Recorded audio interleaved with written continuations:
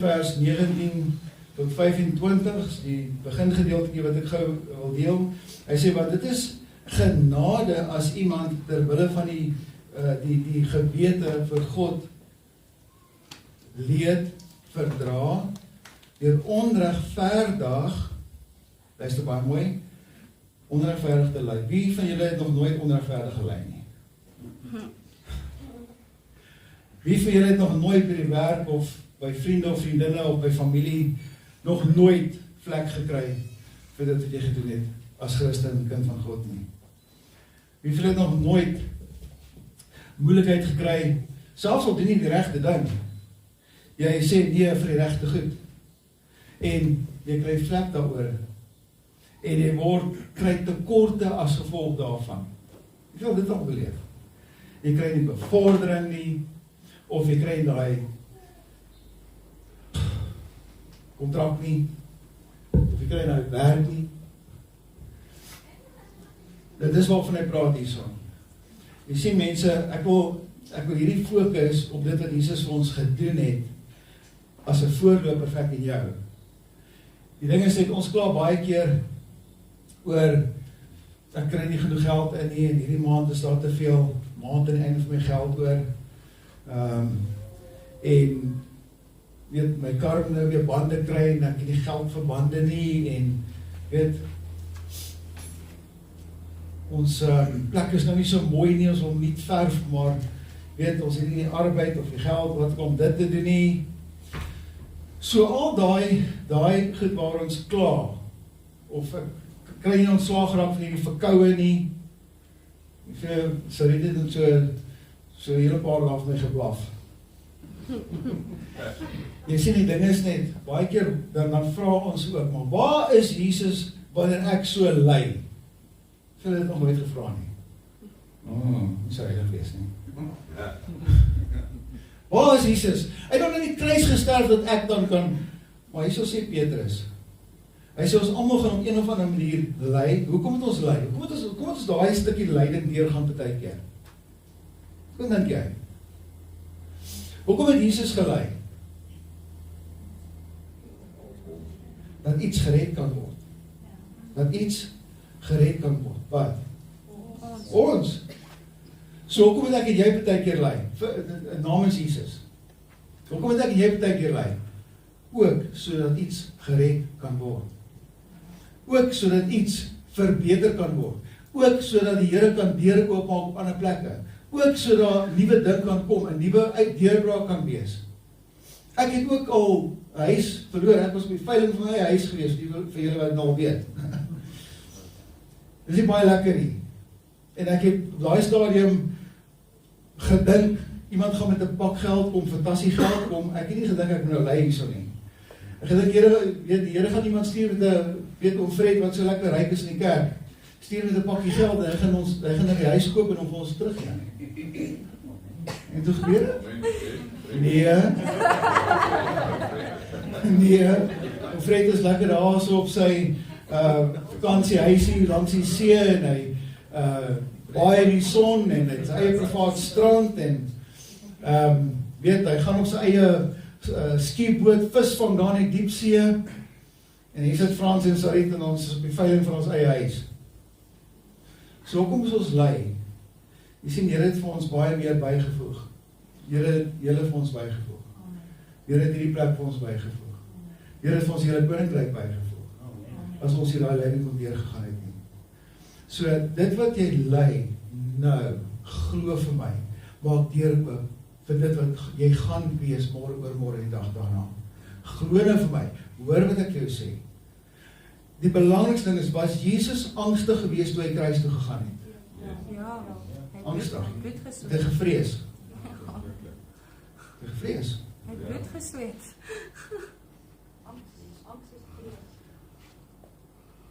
Het hy vir die ouens onder hom gesê, julle klomp moordenaars, hoekom maak julle my dood? Ek gaan julle almal straf. Nee. Wat sê hy? Vader, vergewe hulle, want hulle weet nie wat hulle doen nie.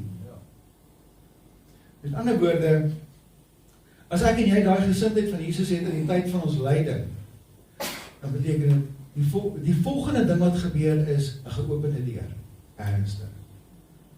En ek is baie ernstig wat dit betref. Ek gaan net gou vinnig hierdie deeltjie lees, want dit is my baie kosbaar. Hy sê, want watter roem is daar as julle verdra, wanneer julle sonde doen en geslaan word? So hy sê, dis regverdig as jy sonde doen en jy word geslaan word. Ja. Hy sê, maar as julle verdra wanneer julle goed doen en ly, dit is genade by God.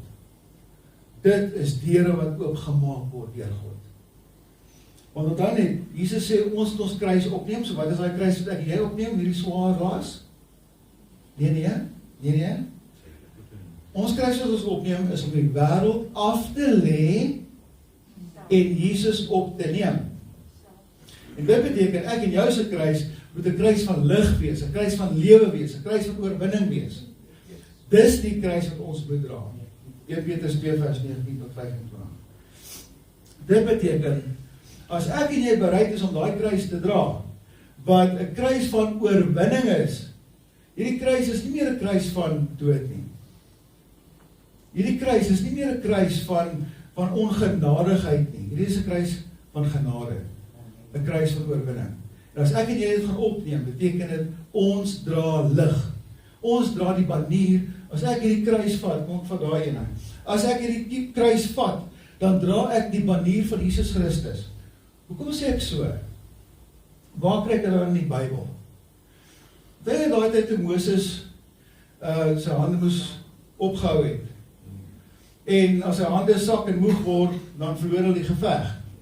Dan kom Aaron en Hur en hou sy arms op. Hoe het hy sy arms opgehou? So. Dit was die voorspelling van Jesus, dis die banier. En nadat die oorwinning behaal is, toe maak Moses 'n altaar, en hy noem daai altaar wat? Die banier van God Jahwe Nissi. Dis die banier. Dis die banier. En dis hoekom ek en jy die kruis van oorwinning opneem. En ons kan die tye wat ons lyding moet dra. Gaan ons lyding dra is op aarde? Ja, al die disippels het ook. Het Johannes die disipel wat nou dood is van ouderdom, het hy laste gedra?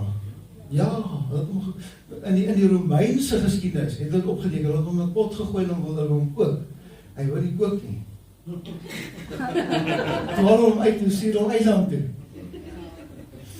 En dit is in die Romeinse geskrifte geskryf, in hulle geskiedkundige geskrifte geskryf. Daai staan nie in die Bybel, maar staan in die Romeinse geskrifte nogal. So fenomenaal was daai gebeurtenis vir hulle dat hulle dit opgeteken het. En het op vrygelaat, hulle het op Patmos toe gestuur. Dis waar Jesus toe hom die openbaring gebring het. Sy lyding het gemaak dat hy 'n lewe van oorwinning gelei het. 'n lewe vir Jesus gelei het. 'n lewe gelei het waar hy ook die boeke van Johannes ons geskryf het en nagelaat het. Hy sê, want hiertoe is julle geroep, omdat Christus ook vir julle gelei het en julle 'n voorbeeld nagelaat het, sodat julle sy voetstappe kan navolg. So gaan ek en jy moet lei vir 'n klein bietjie? Het Jesus vir die hele 3 jaar gelei toe hy op aarde was? Of toe hy bedien het? Nee, hy het baie vreugdes ervaar. Hy het baie oorwinning ervaar. Hy het baie gerejoice saam met die wat genesing ontvang het, bevryding gekry.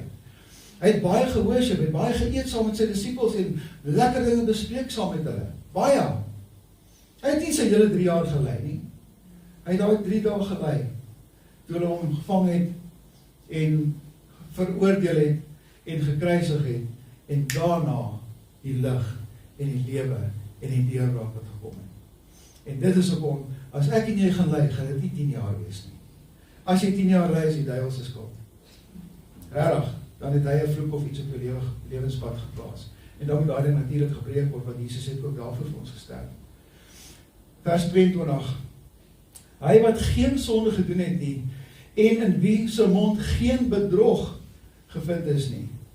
Wat toe hy uitgeskel is, nie teruggeskel het nie, en toe hy gelei het, nie gedreig het nie, maar dit oorgegee het aan hom wat regverdig oordeel.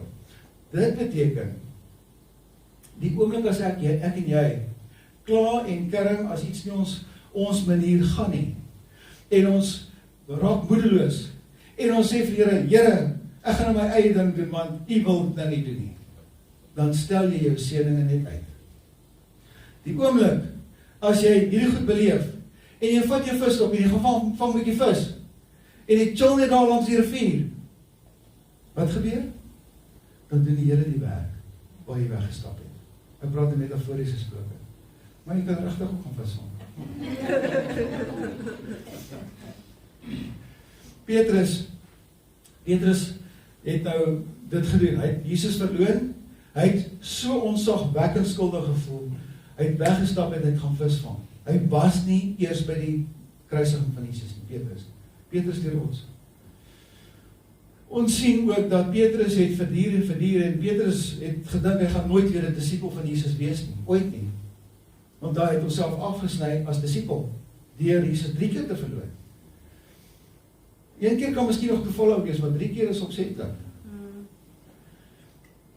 En hy kom en hy is nederig, daai laaste dag, toe hy die visse aan die ander kant 153 visse vang. En net optrek, sê Johannes vir Petrus, dis Jesus wat daar staan. En dis die eerste keer wat Petrus na Jesus toe hardloop. Hy trek sy klere uit en swem in sy onderbroek na Jesus toe. Ek weet nie wat hulle gesê het nie, want hulle was alleen, Petrus het ook nie gesê wat hulle bespreek het nie. Maar na die ontbyt kom Jesus, en omdat Petrus bereid was om nog steeds, ten spyte van sy geweldige skuldgevoel, en die groot sonde wat hy gedoen het om Jesus te verloon, kom Jesus, omdat Petrus bereid was, omdat hy bereid was om na Jesus toe te hardloop, kom Jesus in Johannes 21, en hy genees hom. Hy sê, Petrus, het jy my waarlik lief? Hy sê, ja, Here. Hy sê, pas my lammers op. Hy sê, Petrus, het my regtig lief? Ja, Here, ek het, pas my skape op. Petrus, het my regtig lief? Ja, Here, ek het, laat my volwasse skape lei. Dan wil hy praat van die mense wat gered gaan word. Deur Petrus se hand. Ons sien ook, die dag met Pinkster preek Petrus 'n preek en meer as 3000 mense kom tot bekering, tot wedergeboorte. Meer as 3000 word gedoop op daai selfde dag. Hoekom? Omdat Petrus bereid was, ten spyte van die geweldige sonde wat hy gepleeg het. Ek dink dit is een van die grootste sondes om Jesus te verloon. Teen Jesus en teen ons geloof. Hy pleeg een van die grootste sondes. Maar hy is bereid om na Jesus toe te hardloop.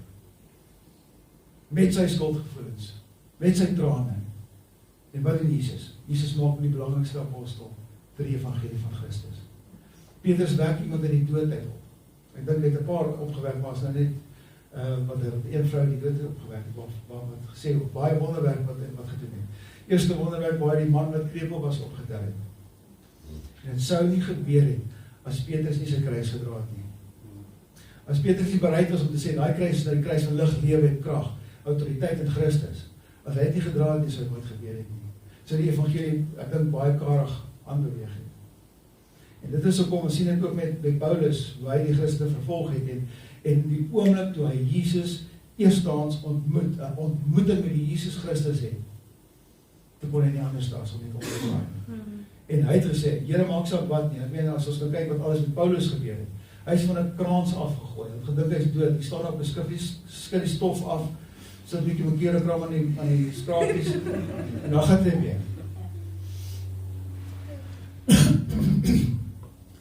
Daar kom 'n storm op die see en hy verdrink amper. 'n Slang pik hom en die giftigste slang op die eiland. En almal skrik, want dink hy gaan hy dood wees. Petrus skrik hom af daar in die vuur. Gaan hy op, weggesê. Petrus dra sy kruis. Maar elke liewe keer, met die feit dat hy sy kruis dra die Here op eer. Deur elke een van die dilemma's waarin hy was. En ek dink Petrus het een van die grootste vreugdes gehad. Elke keer as hy skryf en sê, dis my so 'n vreugde om vir julle te skryf. Dis my so 'n blydskap om van julle te hoor. En dit is hoekom ons, die oomblik as ons daai voetstappe volg en hierdie kruis dra, beteken dit 'n kruis van lig, lewe en autoriteit.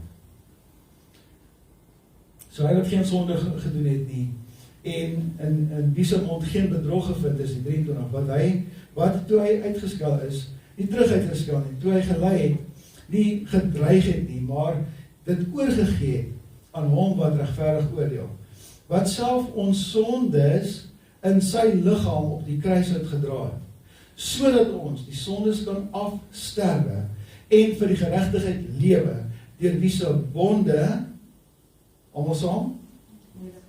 Julle genees is. Julle gees, geestelike genesing, emosionele sielsgenesing en fisiese genesing. Die Here praat altyd holisties, hy praat altyd met drie eenvoudige mens ook. En dit is hoekom dit vir my so kosbaar is, dat Petrus dit beklemtoon hierso. En wie se wonde julle genees is, want julle was soos dwaalende skape, maar nou het julle teruggekeer na die herder en opsiener van julle siele. En dit is my so kosbaar, as ons dan kyk in Lukas 4 vers 18 en 19 sê hy, die gees van die Here is op my. Jesus praat, hy sal die woord, hy noem 'n profetiese woord, Jesaja 61. Die gees van die Here is op my. So die gees van Vader is op my, omdat Vader my gesalf het om die evangelie aan die geestelike armes te bring. Die wat 'n honger het, 'n honger en 'n dors het na die werklike evangelie. Vader het Jesus gestuur om die wat verbryseld van hart is te genees. Dis sy wonde wat dit gedoen het. Die wat verbryseld van hart is te genees. Maar die gevangenes, die emosionele gevangenes wat nie 'n uitkoms sien in hulle lewens, of finansiële gevangenes, of gevangenes in 'n huwelik wat net nie uitwerk nie. Wat doen Jesus? Hy kom bring volkome vrymaking daarvan. Vrylating te verkondig. En aan die blindes wat nie 'n toekoms sien nie. Die blindes wat nie 'n uitweg sien, blindes wat nie 'n oplossing sien nie. Herstel van gesig. Om die wat gebroken is deur die sameloop van dinge in hulle lewens in vryheid weg te stuur. En dan eers kondig hy die vreugde jaar aan. Die vreugde tydperk oor jou lewe kondig hy aan. Maar wat is jou verantwoordelikheid? Om jou kruis as 'n banier te baai. In die moeilike tye veral, dat die duiwel kan sien. Hier is nie 'n gaping wat ek kan hê in sy moeilike tye nie. Hierdie moeilike tyd is 'n tyd wat hy nie my eens 'n katse kans gaan gee om toegang te kry en iets te verwoes vir die toekoms nie.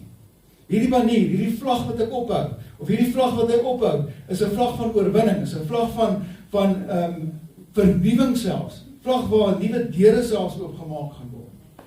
En dis wat Jesus self sê. So ek wil graag vir julle hierdie liedjies speel. Ek wil net op die skerm kyk. Het jy hom op? Hoef nie op die skerm te sit, net so op. Moet ons afsluit online? Nee, is nie nodig nie. Ek wil hê dat jy kan jy oor toemaak of jy kan na die beeld hier so kyk. Ek wil hê sommer al die ligte op afsit. Hy's 9 minute lank.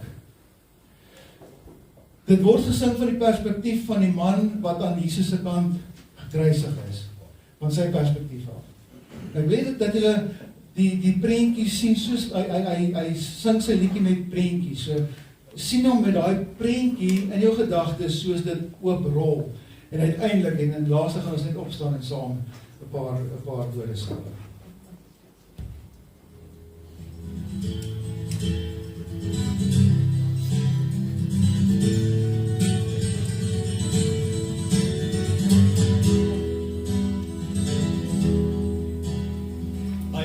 Hear the jailer turn the key and push the door.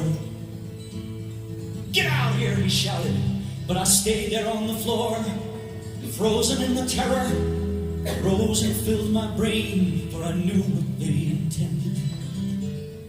I could not face the pain. Then soldiers came into the cell, they dragged me to the yard. They threw me down before a cross and brought the whip down hard. "Carry it," they shouted, as I struggled to my feet. I put my shoulder under it and dragged it to the street. I stumbled through a wall of screams as they drove me through the gate. It seemed that thousands lined the streets, their voices filled with hate, like a wolf pack in the night that moves in for the kill. They closed the gap in front of us as we started up the hill. And it seemed I barely reached the top when they grabbed me from behind.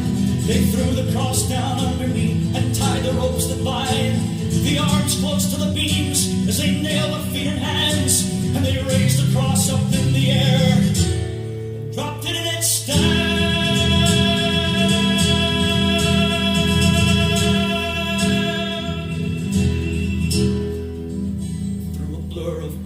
I saw the cross there next to mine. There were people all around it, so I looked to read the It was nailed there up above his head so the world could see the news that the man who seemed so helpless there was the King of all the Jews. And the crowd that stood around his cross made jokes about his name. They shouted, laughed, and spat on him, so I joined in the game. I said, hey, if you're the King, why don't you get us down from here? But the taunt just sounded hollow. It echoed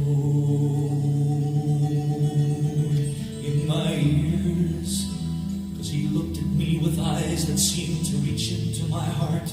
They shone a light on all my lies and tore my life apart.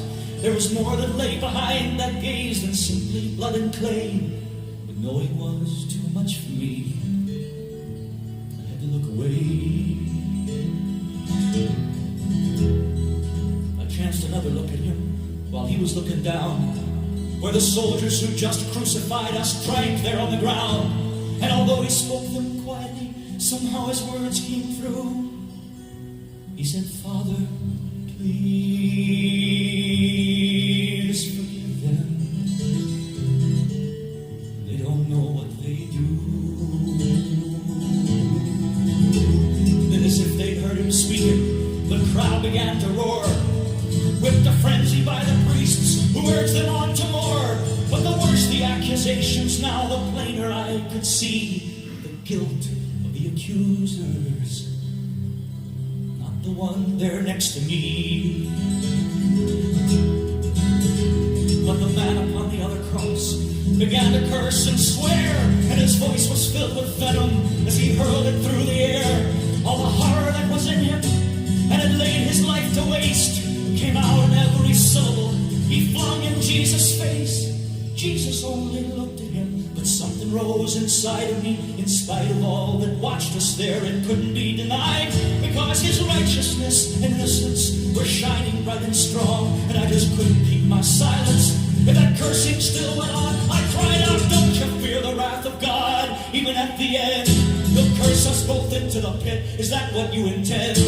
We're only getting what we're due. We've sinned our whole lives long. But don't you talk to him that way, 'cause he's done nothing wrong.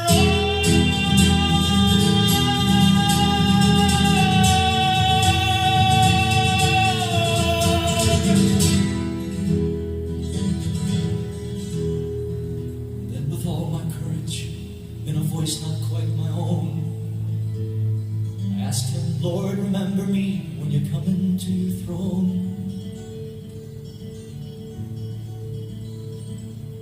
He answered me, and even then his love was undisguised. He said, before the sun has set today, you'll be with me in paradise. The shouts and curses did not stop even when the sunlight ceased. But somehow in the midst of it, my soul had been released.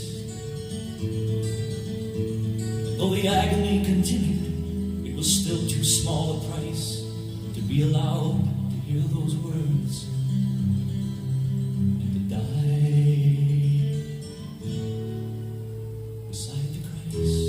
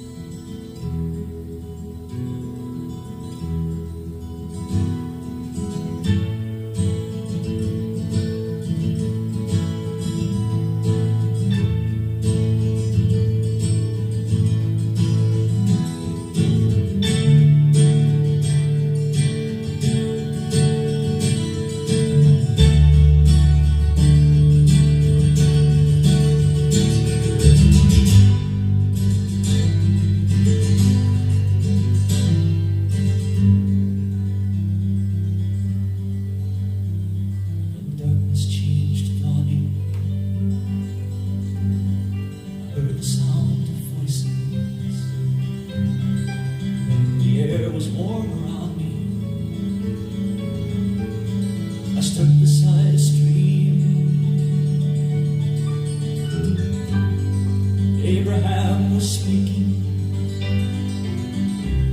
to the multitudes before him, the unfolding of the answer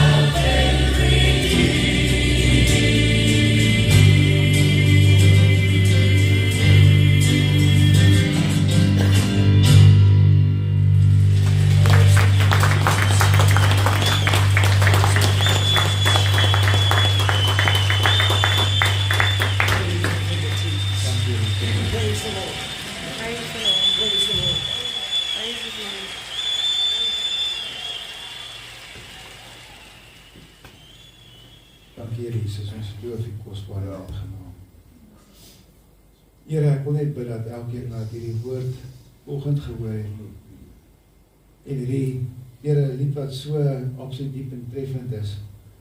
Ek vra dat ons net 'n nuwe liefde vir U ontwikkel, 'n nuwe begeerte en 'n behoefte ontwikkel, Here, om elke dag in te druk in die woord in te druk in gebed in te druk in ons absolute oortuiging, Here, dat daar's nog siele wat daar buitekant wat gered moet word en ons is daar, ons beskikbaar om dit te doen.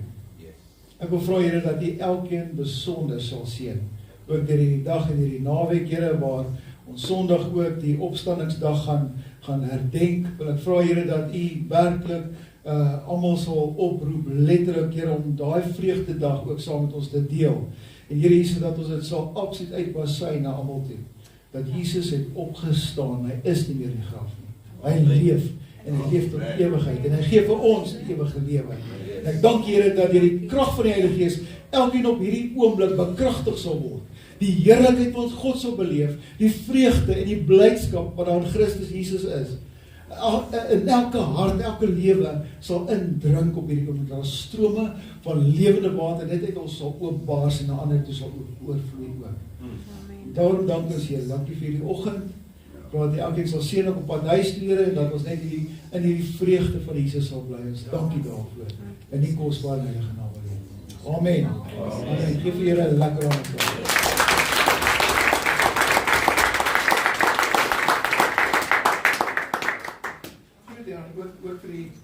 Ook vir die online mense, ons wil net vir julle ook totsiens sê, en mag julle ook lekker saam met ons Sondag diens hierso, en ons sien julle dan online ook Sondag. Goed, baie dankie vir almal vir julle wat hier was, ons waardeer elkeen van julle, en vra ook dat julle maak moeite